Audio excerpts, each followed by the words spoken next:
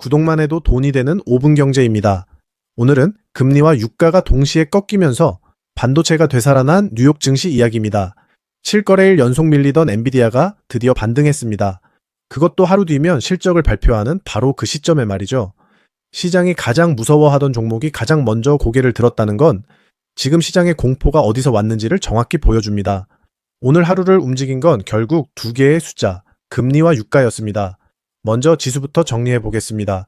다우는 0.3%, S&P 500은 0.32%, 나스닥은 0.66% 오르며 3대 지수가 나란히 상승 마감했습니다.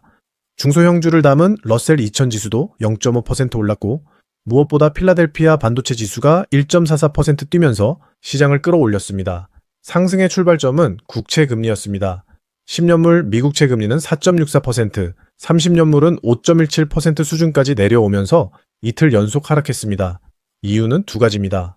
하나는 미국 재무부가 1조 달러에 육박하는 TGA 자금, 그러니까 정부의 여유 자금 계좌를 장기 국채를 되사들이는 재원으로 쓸 수 있다는 보도가 나온 겁니다. 정부가 직접 국채를 사주면 금리는 내려갑니다. 다른 하나는 경제지표 부진입니다.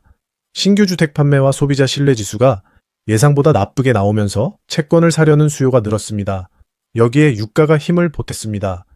미국이 이란을 상대로 강경한 제재를 예고했지만 실제로는 즉각적인 원유 공급 차단으로 이어지지 않았다는 평가가 확산됐습니다.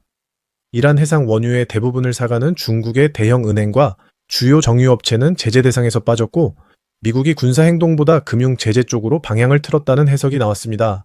여기에 오만 외무장관이 호르무즈 해협의 임시 통로와 안전 운항을 복원하는 조치를 곧 발표하겠다고 시사하면서 유가는 급락했습니다. WTI는 3.12% 내린 배럴당 82.36달러, 브렌트유는 3.89% 하락한 88.58달러로 마감했습니다. 그리고 장마감 직전 러시아 국영 언론이 미국과 이란이 휴전에 합의했고 며칠 안에 공식 발표가 나올 수 있다고 보도했습니다. 합의 안에 호르무즈 해협의 자유로운 항행이 포함된다는 내용까지 나오자 유가 하락폭과 금리 하락폭이 더 커졌고 지수도 상승폭을 넓혔습니다. 다만 미국 언론에서는 아직 확인 보도가 나오지 않았다는 점은 염두에 두셔야 합니다. 이제 반도체를 보겠습니다. 엔비디아는 2.19% 오르며 7거래일 연속 하락을 끊었습니다. 핫칩스 2026 행사에서 기존 루빈 사양을 재확인한 데 그치지 않고 로봇과 드론, 비전, AI용 엣지 컴퓨터를 새로 공개한 점이 긍정적으로 평가됐습니다. 성장 영역이 데이터 센터를 넘어 이른바 피지컬 AI로 넓어지고 있다는 신호이기 때문입니다. 여기에 옵션 시장이 반영한 실적 발표 이후 예상 주가 변동폭이 5.4%로 지난 분기 6.5%나 최근 12개 분기 평균인 7.4%보다 낮게 잡혔다는 점도 경계심을 누그러뜨렸습니다. 다른 종목도 좋았습니다. AMD는 레이몬드 제임스가 투자 의견을 강력 매수로 올리면서 4.91% 급등했고 마벨테크는 4.84% 올랐습니다. 메모리 쪽에서는 마이크론이 2.48%, SK 하이닉스, ADR이 2.68% 상승했습니다. 서버 쪽에서는 슈퍼마이크로 컴퓨터가 시스코와 AI 서버 파트너십을 맺었다는 소식에 9.35% 급등했습니다. 다만 여기서 반드시 짚어야 할 리스크가 있습니다. 데이터 센터 규제입니다. 지난주 펜실베이니아 주지사가 AI 데이터 센터를 신속 허가 대상에서 제외했고 텍사스에서는 데이터 센터의 전력망 연결이 중단됐습니다. 문제는 시간입니다. 데이터 센터 자체는 1년에서 3년이면 지을 수 있지만 송전망을 확충하는 데는 5년에서 15년, 대형 변압기를 조달하는 데만 최대 4년이 걸립니다. 주문은 지금 들어와도 매출로 잡히는 시점은 계속 뒤로 밀린다는 뜻입니다. 이 격차가 반도체 종목별, 지역별 차별화를 만들어내고 있습니다. 빅테크는 갈렸습니다. 메타는 다음 달 초 소비자용 AI 에이전트 출시, 기대와 목표주가 상향에 힘입어 1.97% 올랐고 마이크로소프트도 0.9% 상승했습니다. 반면 아마존은 소비 둔화 우려로, 알파벳은 실적 발표를 앞둔 관망세로 각각 소폭 하락했습니다. 소프트웨어는 전반적으로 약했습니다. 오라클은 반등했지만 팔로알토와 크라우드 스트라이크 같은 보안주는 매물 소화가 이어졌고 인투이트는 AI가 기존 세무 회계 소프트웨어를 대체할 수 있다는 우려에 밀린 뒤 장마감 후 가이던스 부진까지 겹쳐 추가로 떨어졌습니다. 오늘 가장 불편한 신호는 소비주에서 나왔습니다. 스포츠용품 유통업체 딕스 스포팅굿즈가 실적과 전망 하향 여파로 30.68% 폭락하며 사상 최악 수준의 하루 낙폭을 기록했습니다. 월마트와 타깃도 동반 약세였습니다.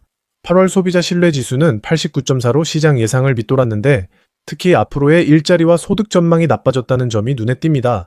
여기에 캐나다가 미국의 50% 관세에 맞서 200억 달러 규모의 보복 관세를 발표하면서 무역 갈등도 다시 불씨가 됐습니다. 반면 전력과 원전 테마는 강했습니다. AI 데이터 센터의 전력 수요 기대가 다시 부각되면서 오클로가 11.54%, 뉴스케일 파워가 8.4% 급등했고 블룸에너지와 비스트라 같은 발전, 전력망 기업도 동반 상승했습니다. 가상자산 쪽도 좋았습니다. 비트코인이 장중 8만 달러를 돌파했는데 재무부 바이백에 따른 달러 약세를 해지하려는 수요가 유입된 영향입니다. 다만 일주일간 20% 넘게 오른 데 따른 차익 실현으로 상승폭은 반납했습니다. 관련해서 로빈후드와 코인베이스, 서클 같은 가상자산 관련 금융주가 나란히 올랐습니다. 제약 쪽에서는 모더나가 개인 맞춤형 mRNA, 암 백신의 긍정적인 임상 3상 결과에 14.36% 급등했습니다. 한국 시장에도 우호적인 흐름이 전달됐습니다. MSCI 한국 지수 ETF가 3.75% 상승했고 코스피 야간 선물도 1% 내외 올랐습니다. 달러 원 환율은 서울 환시에서 1386원 수준을 기록했고 역외 시장에서는 이보다 소폭 낮게 거래됐습니다. 정리하겠습니다. 오늘 상승은 실적이 좋아서 오른 게 아니라 금리와 유가라는 압박이 잠시 풀리면서 나온 기술적 반등에 가깝습니다. 소비주가 무너진 건 실물 수요 쪽에서 균열이 생기고 있다는 신호이고 데이터 센터 규제와 송전망 병목은 AI 투자 이야기가 실제 매출로 바뀌는 시점을 계속 뒤로 미루고 있습니다. 그리고 결정적으로 앞으로 사흘 안에 PC 물가지수와 엔비디아 실적, 그리고 잭슨홀 심포지엄이 몰려 있습니다. 방향은 이 구간을 통과해야 확인됩니다. 그 전까지는 포지션을 키우기보다 숫자로 증명된 종목을 선별하는 구간이라고 보시면 되겠습니다. 지금까지 5분 경제였습니다.